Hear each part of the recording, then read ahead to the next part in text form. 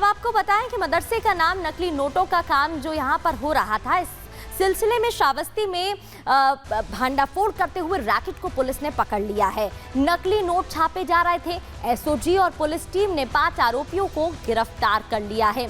आरोपियों के कब्जे से छपाई वाले कुछ उपकरण भी बरामद कर लिए गए हैं और 34,500 नोट यहां पर बरामद हुए हैं। नकली नोट अवैध रूप से बनाए जा रहे थे। यूट्यूब से नकली नोट छापने का तरीका इन लोगों ने सीखा। पूछताछ में ये जानकारी पुलिस को दी गई। रैकेट का सरगना मुबारक अली, जो कि मदरसा का संचालक है, इस मदरसे का संचालक है और उसे भी गिरफ्तार किया गया है, जिसने ये जानकारी पुलिस को दी है। मदरसे में नकली नोट छापने का काम हो रहा था और इसी के साथ वो उपकरण और प्रिंटर भी बरामद कर लिया गया है, जिससे नकली नोट छापे जा रहे थे।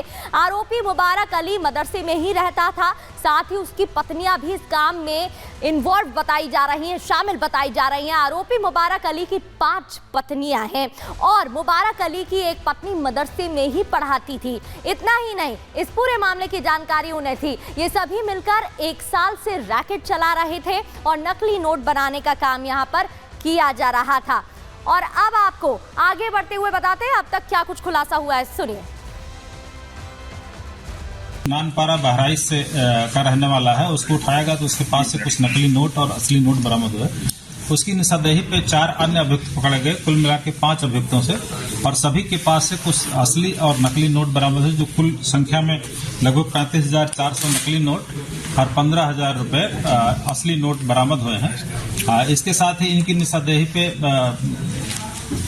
मल्लीपुर की मस्जिद में, जिसका नाम मदरसा फजल नबी है, उस मस्जिद के मैनेजर को पकड़ा गया और उनके पास से एक कलरफुल प्रिंटिंग मशीन और मोबाइल आदि बरामद हुए हैं, जिसमें से वो नकली नोट असली नोट से छाप करके और उसको मार्केट में चला देता था।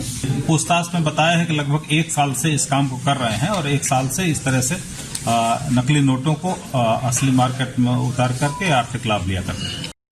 और देखिए, ये पहली बार नहीं है जब ऐसा कोई मामला सामने आया हो। इससे पहले कई मदरसों में इसी तरीके से नकली नोट बनाने का काम चल रहा था। प्रयागराज से भी ऐसा मामला सामने आ चुका है और अब ताज़ा मामला श्रावस्ती से सामने आया है। नकली नोटों के रैकेट पर ये बड़ा खुलासा हुआ है। मुबारक अली की 5 पत्नियां उसकी मदद किया करती थी, बाजारों में नोट खपाने का काम भी करती थी, इसमें भी वो शामिल थी। कम रोशनी वाले इलाकों में ये नोट खपाया करते थे और फल सब्जी की दुकानों में भी इसका इस्तेमाल किया जाता था। नोटों को खपाने का काम किया जाता था।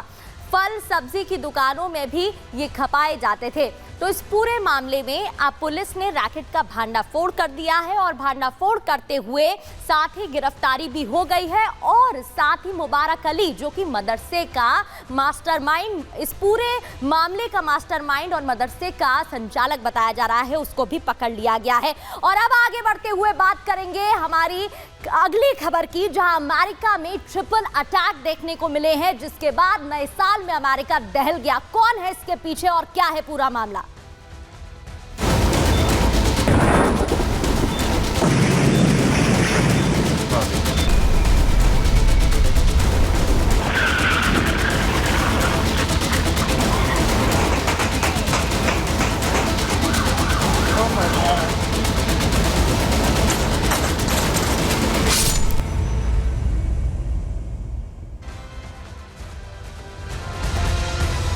अमेरिका में ट्रिपल अटैक। जब नए साल पर सभी लोग जश्न मना रहे थे, तभी महाशक्ति अमेरिका में अटैक होता है।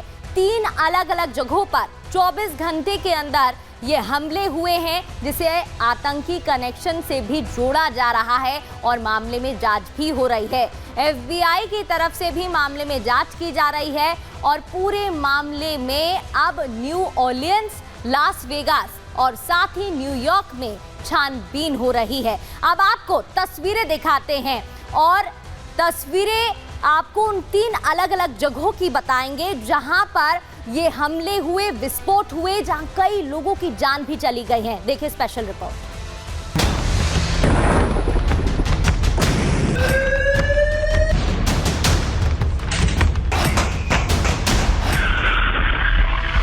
ये 3 तस्वीरें अमेरिका की हैं। जहां एक ही दिन में 3 हमले हुए। पहला हमला न्यूयॉर्क के एक क्लब में हुआ, जहां 11 लोगों की गोली मारकर हत्या कर दी गई। दूसरा हमला न्यू ऑरलिन्स में नए साल के जश्न के दौरान हुआ। वहीं तीसरा धमाका लास वेगास में, जहां ट्रंप टावर के बाहर टेस्ला कंपनी की कार में धमाका कर डोनाल्ड ट्रंप को चुनौती देने की कोशिश की गई। जानकारी के मुताबिक लास वेगास में एक होटल के बाहर खड़ी कार को टारगेट कर धमाका कर दिया जाता है, जिससे एक व्यक्ति की मौत और 7 लोग घायल हो गए।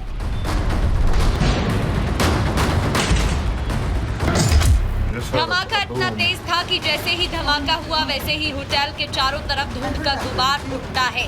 धमाकों को लेकर सवाल इसलिए भी उठ रहे हैं क्योंकि ये धमाका ऐसे समय हुआ जिसके मात्र 18 दिन बाद अमेरिका के निर्वाचित राष्ट्रपति शपथ लेने वाले हैं। लेकिन उनकी शपथ से पहले अमेरिका को दहलाने की साजिश और ट्रंप को डराने की कोशिश हो रही है। ऐसे में सवाल है कि आखिर इस धमाके और इन हमले के पीछे क्या मकसद है?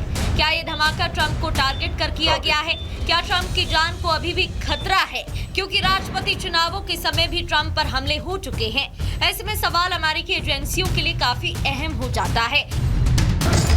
हालांकि अमेरिकी जांच एजेंसी FBI इस धमाके की जांच कर रही है, तो वहीं दूसरी तरफ जिस गाड़ी में धमाका हुआ वो एलन मस्क की कंपनी टेस्ला की है। ऐसे में मस्क ने भी आतंकी हमले की आशंका जताते हुए सफाई दी। ट्रंप टावर में हुए ब्लास्ट से हमारी कार का कोई मतलब नहीं, ये एक आतंकी हमला हो सकता है। विस्फोट किराए पर लिया गया था साइबर ट्रक, कार के पीछे रखे पटाखों या बम की वजह से हुआ धमाका। टूरो कंपनी ने किराए पर दिया, शायद वो भी इसमें शामिल हो। साइबर ट्रक में मौजूद थे कई विस्फोटक पदार्थ। टेस्ला की पूरी सीनियर टीम विस्फोट की जांच कर रही है। वहीं डोनाल्ड ट्रंप ने भी इन हमलों पर प्रतिक्रिया देते हुए और सोशल मीडिया पर पोस्ट कर लिखा, हमारा देश एक आपदा है, पूरी दुनिया में हंसी का पात्र है। ऐसा तब होता है जब आपके पास खुली सीमाएं होती हैं। बाइडेन सरकार का अस्तित्वहीन नेतृत्व, नाकामी और कमजोरी इसका कारण है। बाइडेन ने अपना पूरा समय राजनीतिक विरोधियों को निशाना बनाने में गंवाया। बाइडेन सरकार ने घुसपैठ रोकने के लिए कोई काम नहीं किया। बाइडेन, डेमोक्रेटिक पार्टी और FBI पूरी तरह नाकाम है। ट्रंप के अमेरिकी जांच एजेंसी और प्रशासन पर आरोपों के बाद सवाल है कि ये वही अमेरिका है जो दूसरे देशों को सुरक्षा मुहैया कराने का दम भरता है। लेकिन एक ही दिन में 3 धमाकों ने अमेरिका को अपने ही देश में कमजोर साबित कर दिया है। यही वजह है कि अब ट्रंप खुद FBI पर अक्षम होने का आरोप लगा रहे हैं। Bureau report, Republic Bharat. तो ट्रिपल अटैक के बाद अमेरिका दहल गया है और यहाँ वक्त हो गया है प्रहार में एक छोटे से ब्रेक का। जल्द